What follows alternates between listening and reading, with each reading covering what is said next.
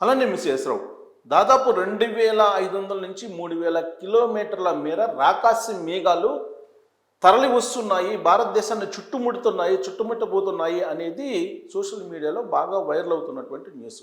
Arabia సముద్రం మీదుగా బంగాళాఖాతం నుంచి అవి ఆవరించి ఉన్నాయి. రాబోయేటువంటి రోజుల్లో అతి భారీ వర్షాలు వచ్చే అవకాశం ఉంది, అత్యధిక వర్షపాతం నమోదయ్యే అవకాశం ఉంది, కుంభవృష్టి కురుస్తుంది, భారతదేశం మునిగిపోయేలాగా కొన్ని ప్రాంతాల్లో అనేటువంటిది సోషల్ మీడియాలో వస్తున్నటువంటి న్యూస్ గత కొన్ని రోజులుగా. దీన్ని భారత వాతావరణ శాఖ పూర్తిగా ఖండించింది. ఋతుపవనాలు వస్తున్నటువంటి క్రమంలో మేఘావృతం కావడం అనేది సహజం. అంత మాత్రం చేత 2500 నుంచి 3500 కిలోమీటర్ల పరిధిలో రాకాసి మేఘాలు వచ్చేస్తున్నాయి అనేది అబద్ధము అని చెప్పి చెప్తోంది. అయితే ఎల్నినో ఎఫెక్ట్ అయితే చాలా తీవ్రంగా ఉండే అవకాశం ఉంది అనేటువంటి విషయాన్ని భారత వాతావరణ శాఖ చెప్తుంది. దీని కారణంగా నైరుతి ఋతుపవనాలు వర్షపాతాన్ని సగటు కంటే ఎక్కువిస్తాయా తక్కువిస్తాయా అంటే ఐఎండీ చెబుతున్న దాని ప్రకారం సగటు కంటే కూడా తక్కువ వర్షపాతం నమోదయ్యే అవకాశం ఉందని చెప్పి అంచనా వేస్తుంది. ఈశాన్య ఋతుపవనాలు పోయినాయి, దాదాపుగా ఈశాన్య ఋతుపవనాల యొక్క ప్రభావం ఎక్కడా కనిపించలేదు. కాకపోతే నైరుతి ఋతుపవనాలు భారతదేశం మొత్తం మీద ఎఫెక్ట్ చూపిస్తాయి. 28 రాష్ట్రాలు అలాగే కేంద్ర పాలిత ప్రాంతాలు మొత్తం కూడా ఈ నైరుతి ఋతుపవనాల మీద ఆధారపడి ఉంటాయి. ఈ ఏడాది నైరుతి ఋతుపవనాలు దాదాపు వారం రోజులు ఆలస్యంగా కేరళకి టచ్ అయ్యాయి. ప్రస్తుతం కేరళలో నైరుతి ఋతుపవనాల ప్రభావం కనిపిస్తుంది, అక్కడ వర్షాలు కూడా పడుతూ ఉన్నాయి. కేరళ నుంచి కర్ణాటక, ఆ తర్వాత తమిళనాడు, లక్షద్వీప్, అండమాన్, తర్వాత ఏపీ, తెలంగాణ, ఇలా మహారాష్ట్ర మీదుగా వెళ్తాయి. సో ఈశాన్య రాష్ట్రాలను టచ్ అవుతుంది, రాజస్థాన్ దగ్గర లాస్ట్ ఎఫెక్ట్ ఉంటుంది. ఇది నైరుతి ఋతుపవనాల యొక్క ప్రయాణం, దాని యొక్క ప్రభావం. వర్షపాతం మొత్తం కూడా భారతదేశం ఈ నైరుతి ఋతుపవనాల మీదనే దాదాపు 70% ఆధారపడి ఉంటుంది. భారతదేశం యొక్క ఆర్థిక వ్యవస్థ కూడా ఈ నైరుతి ఋతుపవనాలు ఇచ్చేటువంటి వర్షపాతం మీదనే ఆధారపడి ఉంటాయి. అంత ప్రభావం చూపించేటువంటి నైరుతి ఋతుపవనాలు ఇప్పుడు కేరళలో ఎంటర్ అయ్యాయి. కానీ ఈ నైరుతి ఋతుపవనాలని ఎల్నినో, సూపర్ ఎల్నినో అంటున్నారు. ఎల్నినో అనేది కామన్, కానీ ఈసారి ఎల్నినో అనేది సూపర్ ఎల్నినో అని చెప్తున్నారు. ఈ సూపర్ ఎల్నినో నైరుతి ఋతుపవనాలను బలహీనపరుస్తుంది అనేది ఇప్పుడు ఐఎండీ చెప్తున్నటువంటి మాట. ఆ కారణం చేత వర్షపాతం తగ్గుతుంది, ఫలితంగా పంటల దిగుబడి తగ్గుతుంది, పంట విస్తీర్ణం తగ్గే అవకాశం ఉంది. వెరసి భారత ఆర్థిక వ్యవస్థ మీద దీని ప్రభావం పడుతుంది, అలాగే కొనుగోలు శక్తి తగ్గుతుంది, ఆర్థికంగా రైతు కుటుంబాలు ప్రత్యేకంగా ఎఫెక్ట్ అయ్యేటువంటి అవకాశం ఉంది. వాళ్ళ మీద ఆధారపడేటువంటి అన్ని రంగాలు నష్టపోయేటువంటి లేదంటే సానుకూలంగా లేనటువంటి పరిస్థితి నెలకొంటుంది.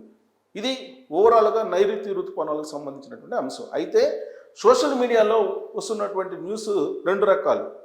ఒకటేంటంటే ఈ రాకాసి మేఘాలని చెప్తున్నారు కదా, ఈ రాకాసి మేఘాల కారణంగా కురిసిన చోటే భారీ వర్షాలు కురుస్తాయి, కుంభవృష్టి కురుస్తుంది ఒకే చోట.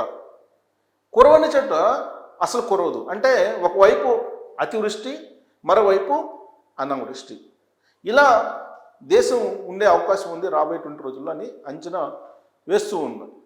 ఏది సోషల్ మీడియాలో వస్తున్నటువంటి న్యూస్. వెదర్ మ్యాన్స్ చాలామంది ఉన్నారు మనకి. ఆ వెదర్ మ్యాన్స్ ఎవరు కూడా ఈ రాకాసి మేఘాల గురించి చెప్పట్లేదు, వాతావరణ శాఖ కూడా చెప్పట్లేదు.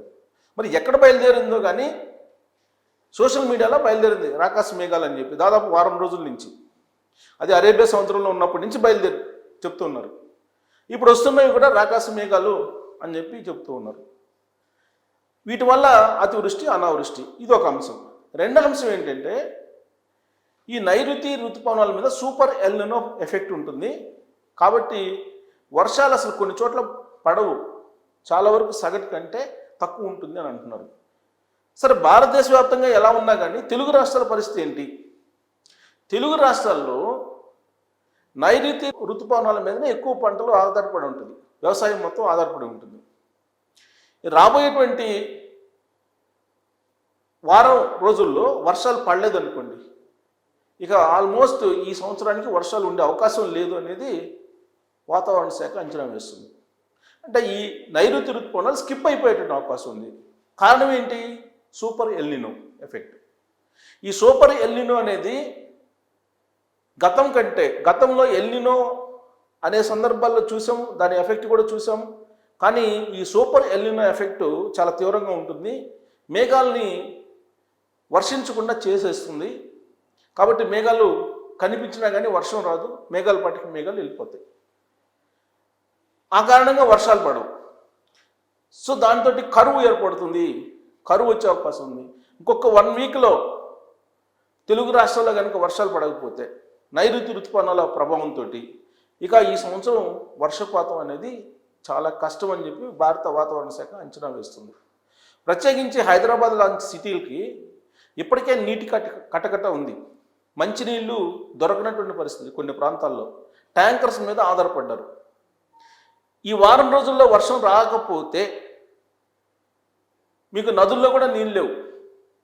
దాంతో హైదరాబాదు ఖాళీ కావాల్సి వస్తుంది. హైదరాబాదు నీటి కొరత మళ్ళీ పూర్వంలాగా మనం చూడాల్సిన పరిస్థితి. ఇప్పటికే మనం హైదరాబాదు నైరుతి ప్రాంతంలో, అంటే పడమర నైరుతి ప్రాంతంలో, అంటే గచ్చిబౌలి ఆ ఏరియాలో, మియాపూర్ నుంచి గచ్చిబౌలి, ఔటర్ రింగ్ రోడ్, ఇవన్నీ ఏరియాలు తీసుకుంటే ప్రతిరోజు దాదాపు 1,20,000 ట్యాంకర్స్ మంచినీళ్ళని నీళ్ళని అందిస్తున్నాయి. మరి ఈ ట్యాంకర్స్ అన్నీ ఆగిపోయే అవకాశం ఉంది. కారణం ఏంటి? బోర్లో నీళ్ళు రావు, నీటి మట్టం పెరగదు వర్షాలు రాకపోతే, నదుల్లో నీళ్లు లేవు. ఫలితంగా నీటి కటకట హైదరాబాద్ని చుట్టుముట్టబోతుంది. దీంతో హైదరాబాద్ ఖాళీ కావాల్సిన పరిస్థితి ఏర్పడుతుంది. అందుకే నరేంద్ర మోడీ గారు ప్రధానమంత్రి హోదాలో ఇవన్నీ ఆలోచించే, పశ్చిమ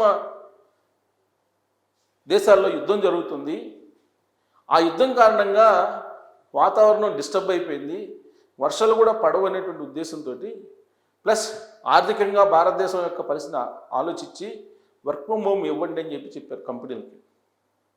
అలాగే వర్చువల్ మీటింగ్స్ పెట్టుకోమన్నారు, ఆన్లైన్ క్లాసులు పెట్టుకోమన్నారు, పొదుపు అలవాటు చేసుకోమన్నారు, ఖర్చులు పెట్టొద్దన్నారు, విదేశాలకు వెళ్ళొద్దని చెప్పారు, టూర్స్ మానుకోమని చెప్పారు. ఇవన్నీ ప్రధానమంత్రి నరేంద్ర మోడీ గారు చెప్పారు అని అంటే దీని వెనుక ఈ రాకాసి మేఘాలు, అలాగే నైరుతి ఋతుపవనాల ఎఫెక్ట్ ఇవి కూడా ఉండేటువంటి అవకాశం ఉంది. ఇప్పుడు ఈ నైరుతి ఋతుపవనాల కారణంగా భారతదేశ వ్యాప్తంగా మరి ఏం జరుగుతుందో తెలియనటువంటి సిచ్యువేషన్లో భారత వాతావరణ శాఖ హెచ్చరించింది. 14 రాష్ట్రాలకి హెచ్చరికలు జారీ చేసింది, అప్రమత్తంగా ఉండండి అని చెప్పి. దానికి సంబంధించిన న్యూస్ ఏందో చూద్దాం. ఇక్కడ నేను చల్లని కబురు. కేరళను తాకిన నైరుతి ఋతుపవనాలు కర్ణాటక, తమిళనాడులోని కొన్ని ప్రాంతాల్లోకి అంచనా కంటే వారం రోజులు ఆలస్యంగా రాక మరో 2-3 రోజులు ఆంధ్రప్రదేశ్, మహారాష్ట్రకు. ఇప్పుడు తీవ్రమైన వడగాల్పులు తారెత్తిచ్చేటువంటి ఎండలతో ఉడికిపోతున్నాయి తెలుగు రాష్ట్రాలు అని చెప్పి చెబుతున్నారు. ఖరీఫ్ సీజన్లో పంటల సాగుకు, తద్వారా ఆర్థిక వ్యవస్థకు వెనుదన్నుగా ఉండే నైరుతి ఋతుపవనాలు గురువారం కేరళను దాకాయి. కేరళ, లక్షద్వీప్ మొత్తం, కర్ణాటక, తమిళనాడు కొన్ని భాగాలు, కొమేరియన్ ప్రాంతము, అరేబియా సముద్రము, బంగాళాఖాతంలో పలు ప్రాంతాలకు ఋతుపవనాలు విస్తరించాయి. ఈ మేరకు వాతావరణ శాఖ గురువారం ఒక ప్రకటన చేసింది. సాధారణంగా జూన్ 1కి కేరళలో ఋతుపవనాలు ప్రవేశించాలి, కానీ 3 రోజులు ఆలస్యంగా కేరళను తాకాయని చెప్పి చెబుతున్నారు. అరేబియా సముద్రం మీదుగా సముద్ర మట్టానికి 4.5 కిలోమీటర్ల ఎత్తులో సుమారు 50 కిలోమీటర్ల వేగంతో పడమర గాలు వీస్తుండటంతో కేరళను నైరుతి ఋతుపవనాలు తాకాయని ప్రకటించింది.